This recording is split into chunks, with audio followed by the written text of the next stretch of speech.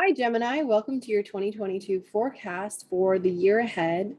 And so I will share my screen and let you know that this is going to be a really interesting year for all of us because the nodes are changing signs.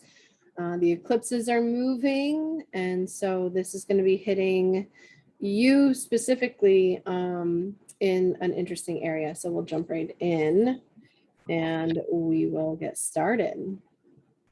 So to start with, I'm going to go over the sun, the moon, and the nodes. So like the eclipses and where those are at, as well as some activations that I see coming up at the beginning of the year from the eclipse that we just had or will have in November of 2021. Just on a side note, before I get there though, I did want to talk about the January 2nd new moon that's coming up in Capricorn. And so this is in your 8th house. And this is activating the Pluto, Sun, Saturn, and Mercury conjunction of January 12th of 2020. And it's activating it be at 22 degrees because Venus is there. Venus is literally at 22 degrees where all of these planets kind of, the singularity point, as I'm calling it, happened on January 12th of 2020. And so if we can remember back pre-COVID, this was before, anything really came to be in that sector. But this is the place where, crazy things kind of happen. So if you can remember back to January 12th or what was happening around January 12th of 2020, if you have a journal, if you have, emails or text messages or phone calls from that time frame, and you can remember what was going on, we're going to be revisiting it, but it's going to be a revisit that is going to be like a culmination and an ending and a completion and a finalizing of that energy. Just because there's a new moon, we're letting go of what's going on there and entering into something new with this new moon at 12 degrees. So I just wanted to bring that in and talk about that because that is a very powerful degree where we had the Pluto Saturn conjunction and the sun joined in and Mercury was there. So it's definitely a very intense point in the chart. Now, on January 19th, the nodes will officially change access from your sign, North Node in your sign, where over the course of the last, 18 months, you've been working on you. You've been working on letting go of relationships that no longer serve you. You've been letting go of contracts, agreements, and negotiations in that 7th house and really honing in and focusing on you and your self-development and what you have going on. So there is that. Now the nodes are going to change, into the Taurus and Scorpio axis, which is your 12th house and your 6th house.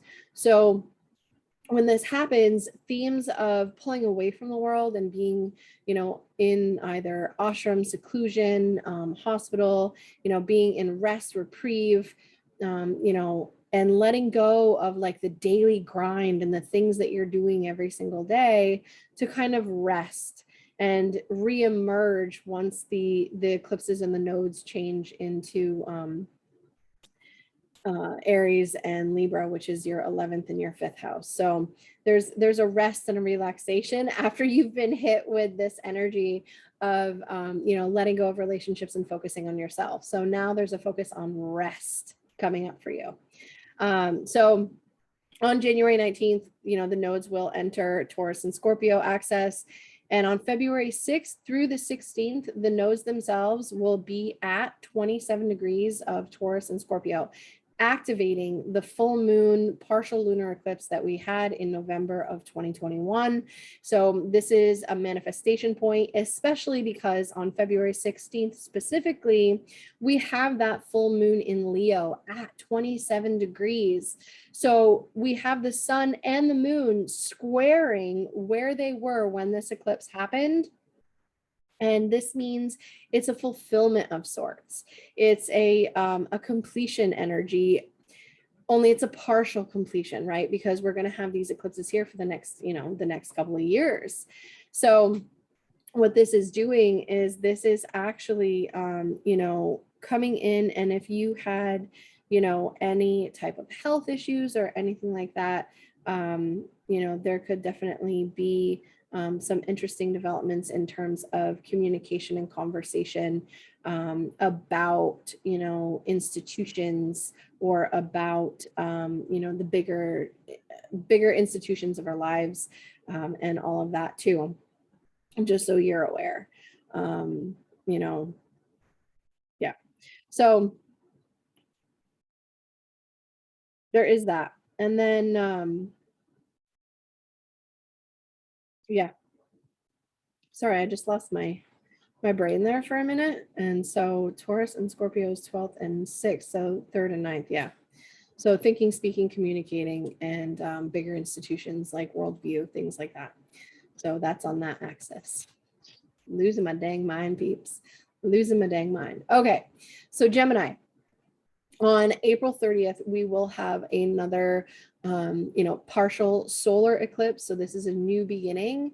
And this is a new chance for you for rest, reprieve, relaxation in that 12th house, or even spiritual practice. However, it is with Uranus. So you could definitely be, you know, shaking up what's going on there. There could be shakeups and wake ups and liberations and freedoms that are happening from old, stuck, stagnant belief systems, old, stuck, stagnant, you know, self-sabotaging behaviors even. And so it's going to be shaken up in such a way that this chart, and when I do the monthly for April, which I will pop in March and get that all finalized for you and uploaded here in this spot for you, you know, April, this eclipse is beautiful. I mean, there are the only hard aspects in this eclipse, specifically this new moon eclipse in Taurus, is our conjunctions, right? Because conjunctions can be considered hard aspects. There's no squares, there's no oppositions. This is literally all the planets in sextile and trine with each other if they're not in conjunction, which is beautiful. And looking at this, the only thing that I would say that's kind of would be a little iffy would be Pluto stationing to go retrograde, because it is stationing to go retrograde in a few days, or, you know, like a week, within a week after this. So there is that. On May 16th, though, you know, there is a total lunar eclipse in Scorpio at 25 degrees. And so this is happening in your 6th house. This is happening in your health, wellness, daily routines, the things you do every single day, your mind, right? Like your mental health could definitely be coming to the fore. And so because this is, you know, a lunar eclipse with the South Node, this could be the completion of something from the past that needs to be finally put to bed in this area for you of 25 degrees of Scorpio and Taurus. This could be an old health issue or a health issue that kind of takes on a different way of manifesting, right? Because when we do have eclipses in the 6th house, this could definitely see, you know, our health, our wellness, our well-being come under, you know, scrutiny here. But being a lunar eclipse, it could be that this is actually, you know, your work. Maybe you're spending money because the moon does rule your 2nd house, Gemini.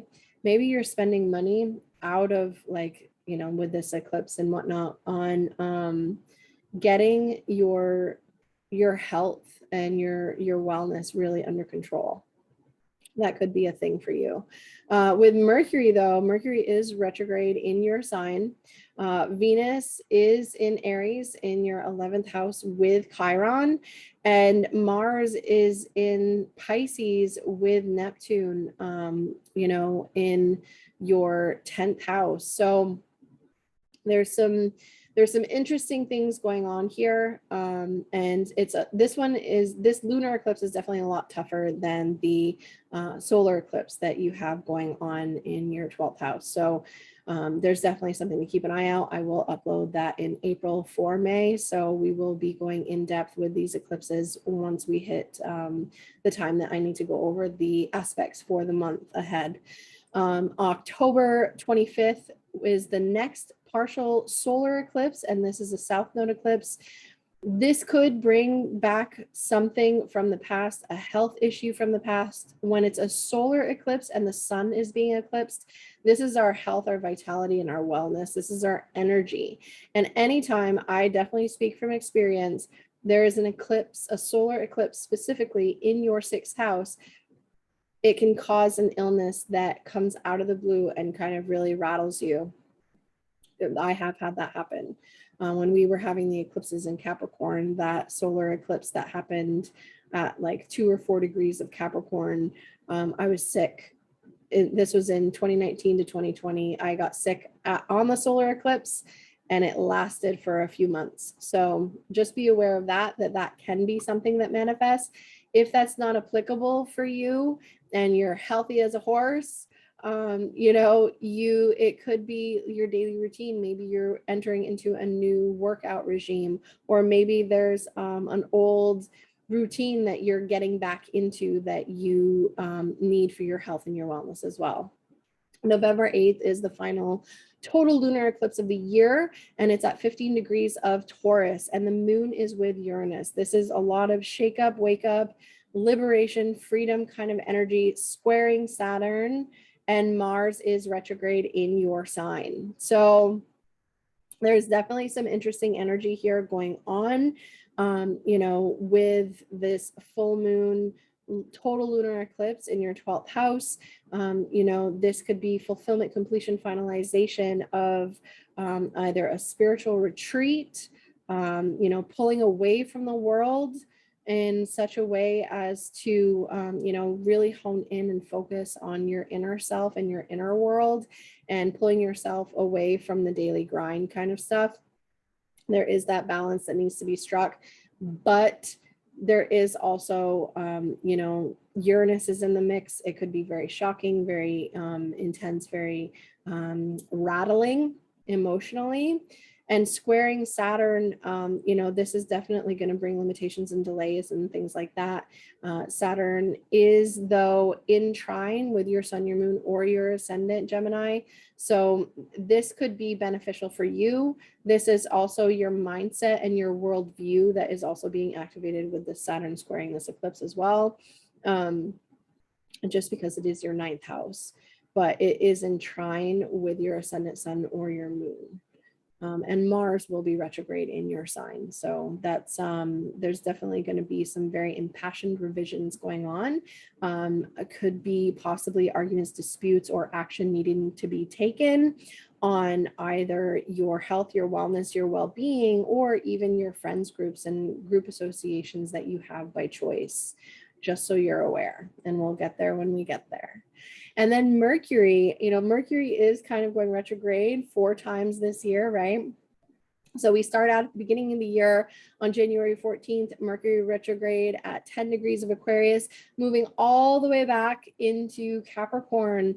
So this is affecting your 9th house of how you see the world, how you frame the reality around you, your education, your teaching, your publishing pursuits, your, writing, if you're writing or publishing a book, marketing, even your marketing plan.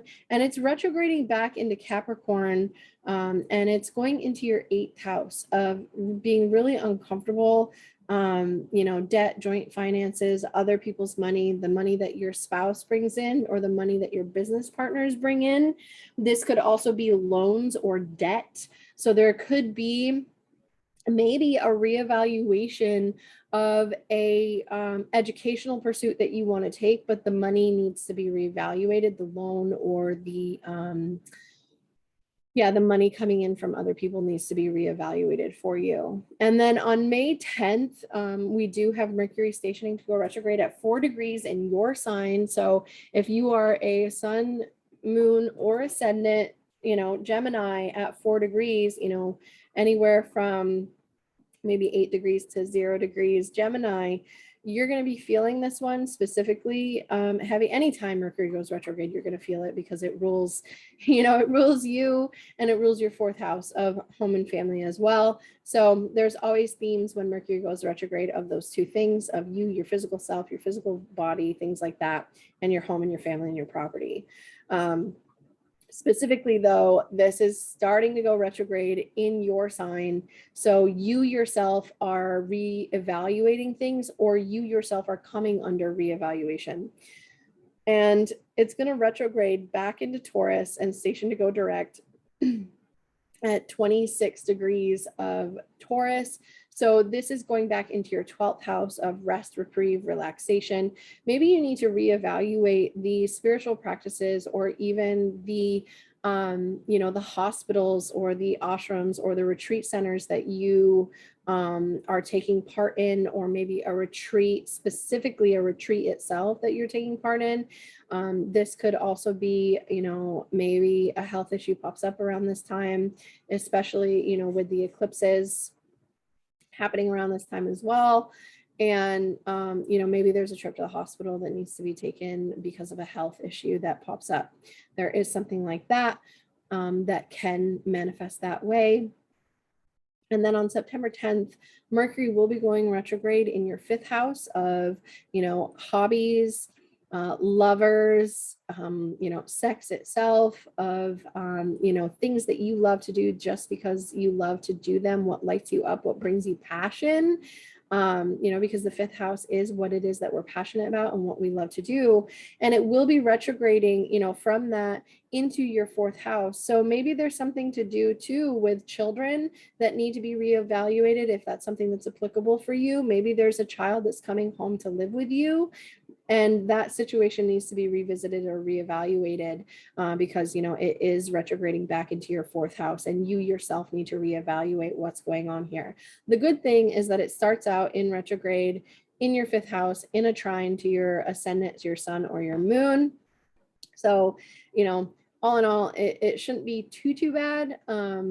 But, you know, retrograding back into your 4th house, there's definitely a reevaluation of what's going on with the living situation or the property itself. So I would definitely say, if you're a Mercury ruled person and your, you know, your ascendant is anywhere from, you know, 29 to 24 degrees of Gemini, I would say steer clear of signing any contracts for, you know, for a home purchase until it's done its retrograde cycle and it's moved on out of shadow. That's definitely the only advice I can give you, unless you're a Mercury retrograde native, and then, you know, go for it as long as everybody is retrograde themselves, or, you know, you have the final say in what's going on.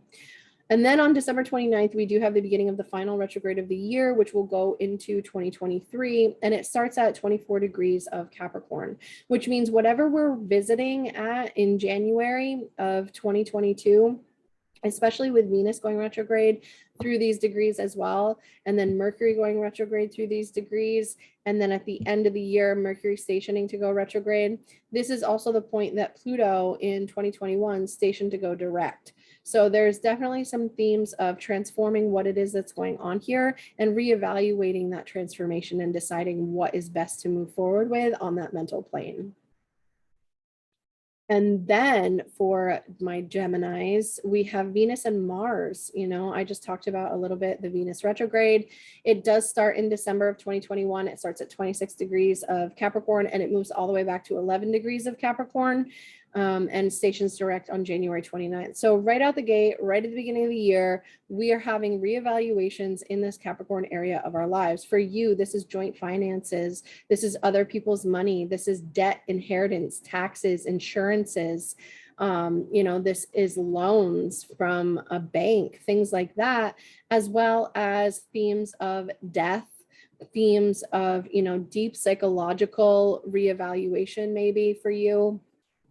You know, because Venus does rule your 12th house and it does rule your 5th house, there could be, you know, very deep-seated psychological situations that arise with this Venus retrograde that have to do with maybe, you know, for some of you, I'm going to knock on wood here and hope that I'm wrong.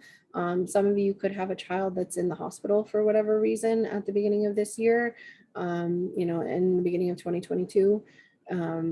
You know, some of you could have,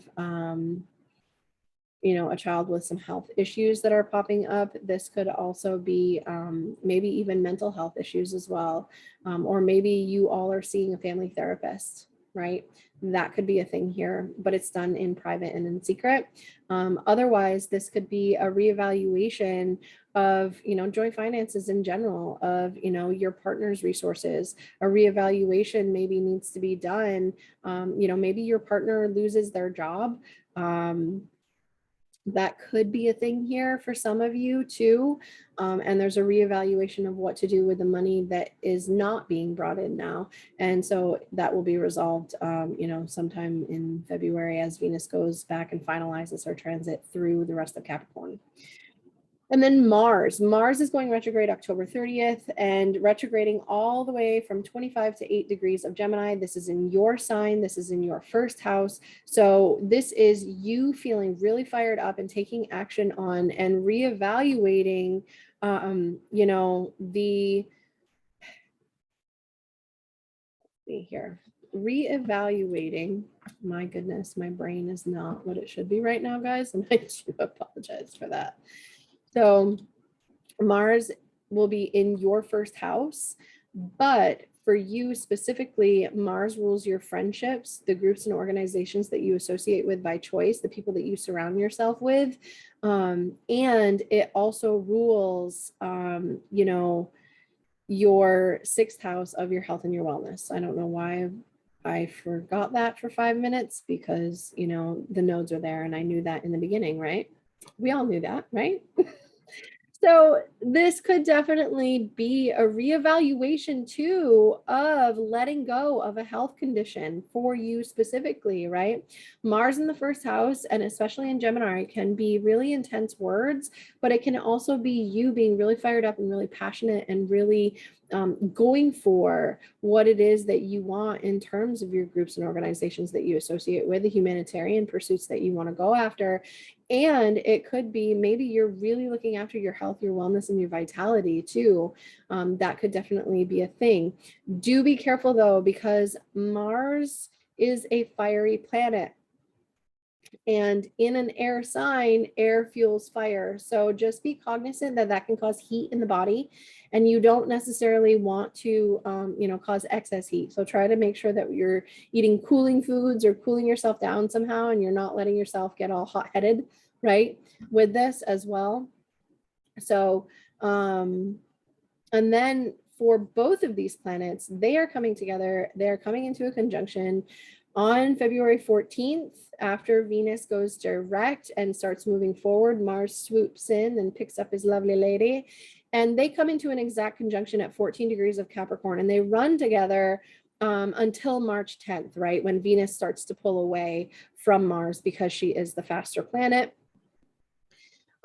They do enter Aquarius together on the same day. And so this is activating that Jupiter-Saturn conjunction of December of 2020. So think back to what was going on for you in December of 2020 when Jupiter and Saturn came together at 0 degrees of Aquarius. This is a revisit, but it's a revisit in a different way because this is your 9th house of, you know, travel, worldview, education, publishing, writing, speaking, things like that, like big scale things, institutions. And with Venus and Mars here, you know, Venus rules your 5th house of children. Maybe you actually have a child that's going to school. And so you're having to, having to do something with it. That could be good. That could be a good manifestation for some of you. For others of you, this is a revisit of what was going on in a different way. And so this is kind of like bringing together and unifying that Jupiter Saturn conjunction that we have that's going to be playing out over the next 20 years. And Venus and Mars are coming in, coming in hot with their own conjunction at this point as well. So definitely watch for developments around February 14th for themes of money, for themes of relationships, for themes of, beauty and aesthetics. And for Mars, this would be action. This could be, arguments. This could be disputes. This could be, passion. It could be maybe you meet a passionate stranger from a foreign country and start a relationship. Who knows, right? Time will tell. Okay, so Gemini, for Jupiter, this is happening. Jupiter is entering your 10th house. So you got a taste of this in 2021 in 2021. So when Jupiter entered Pisces and went into that first couple of degrees of Pisces and then stationed and went retrograde, we got a small sliver, a small taste, right? A small spoonful of what the total meal is going to be with this Jupiter. And I don't know why I'm relating it to food, but that's what I'm doing. So we'll run with it. But this whole transit of Jupiter and Pisces, that small taste that we got, this is really going to manifest for you. And so Jupiter and Pisces, this is coming into your 10th house, right?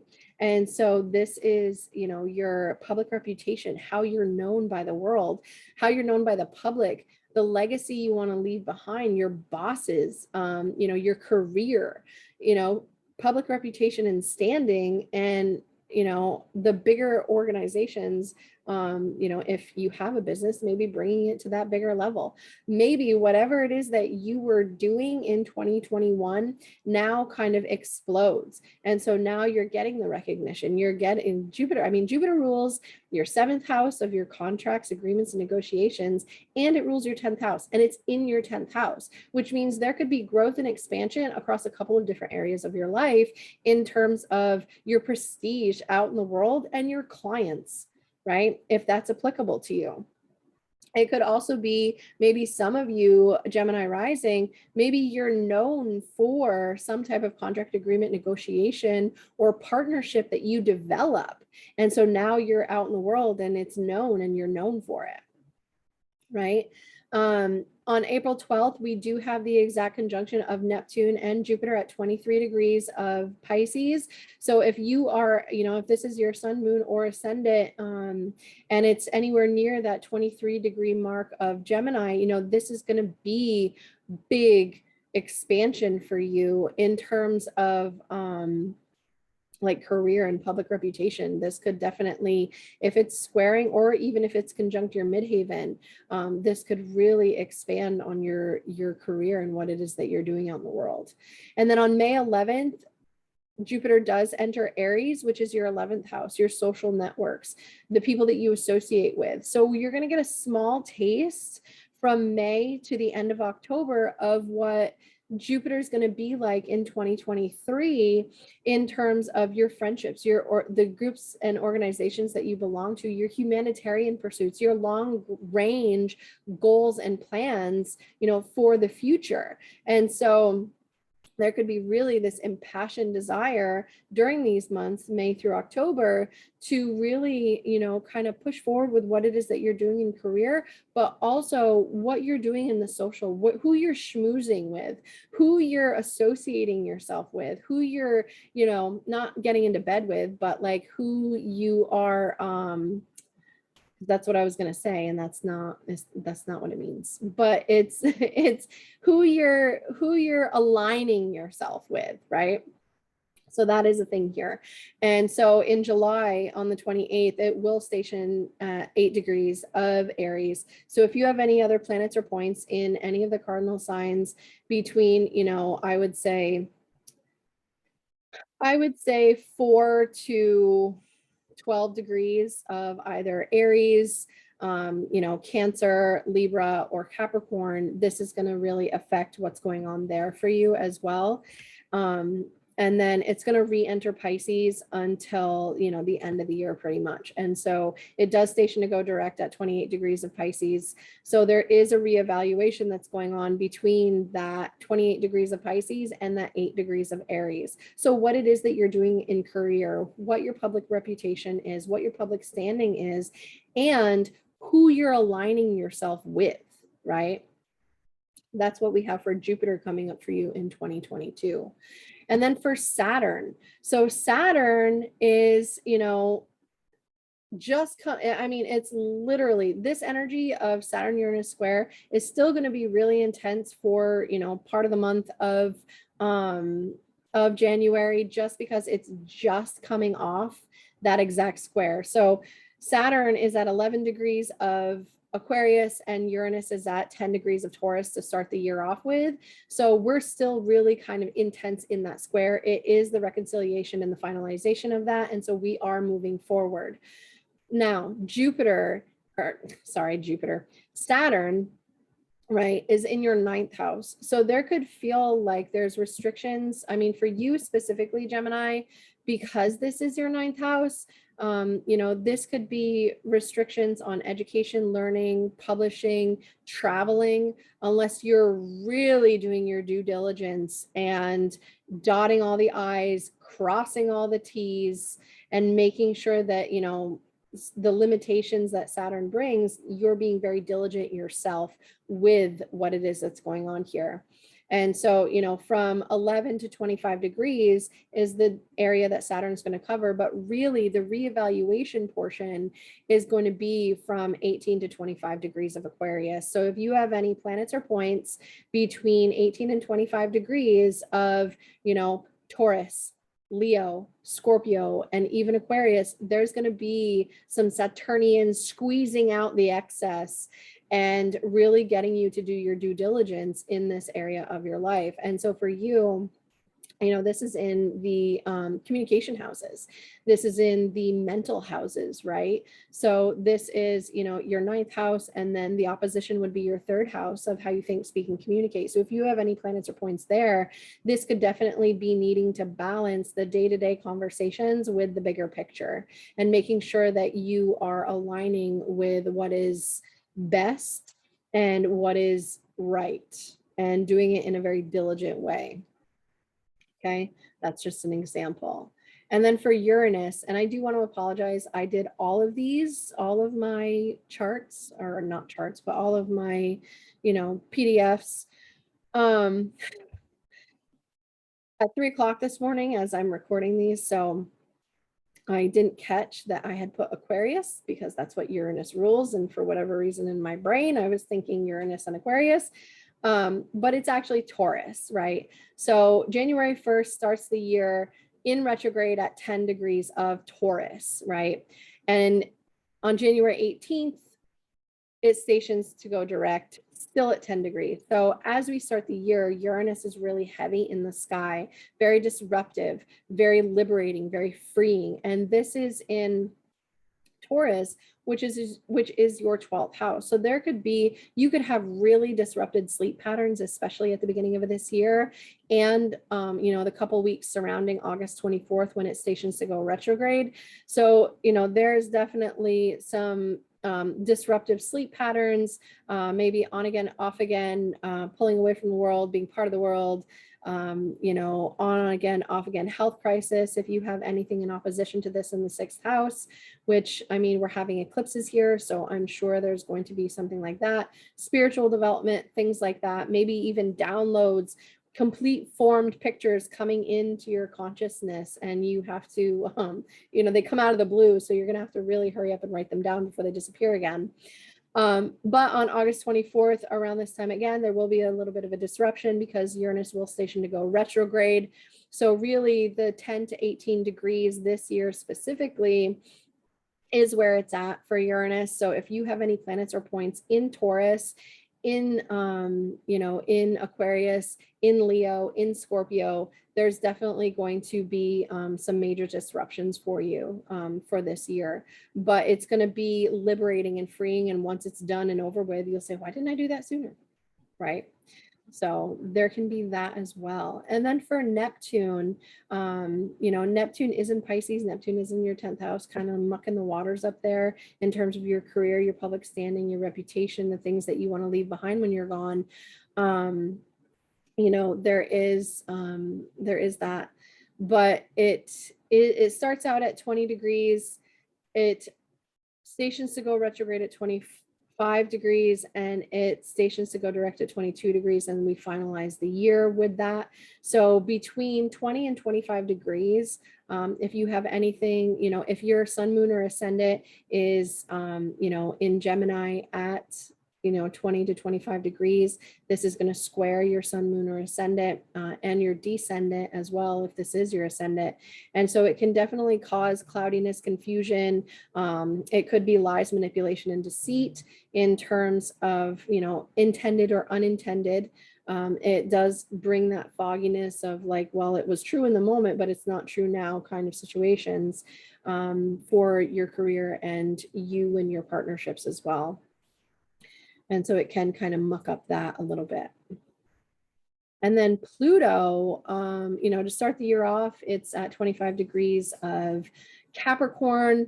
It, you know, gets to 28 degrees and then stations to go retrograde on April 29th. So the couple weeks before and after the actual station of it to go either retrograde or direct, we can definitely feel this really ominous, intense, kind of very deep-seated Plutonic energy where it's like the other shoe is about to drop and you don't know where it's going to strike. So there is that. Just be aware if you do have any planets or points in the cardinal signs, so Capricorn, Cancer, Aries, or Libra, between 25 and 28 degrees, Pluto will be conjuncting, squaring, or opposing those. And so it can create this really deep-seated kind of psychological,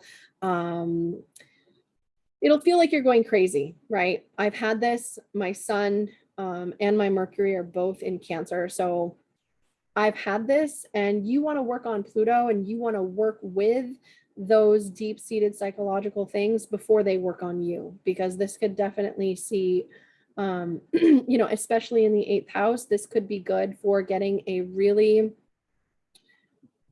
either doing a past life regression, a psychotherapist, or some type of like really intense therapy of some kind that gets down to the root, like EMDR, things like that, that really get into the unconscious of the brain, right? Because this is your 8th house, Gemini. And so that is what I have for you. And I hope that you enjoy this video. I do hope you will stick around after the 7-day free trial to, you know, look at what's coming up for you month by month.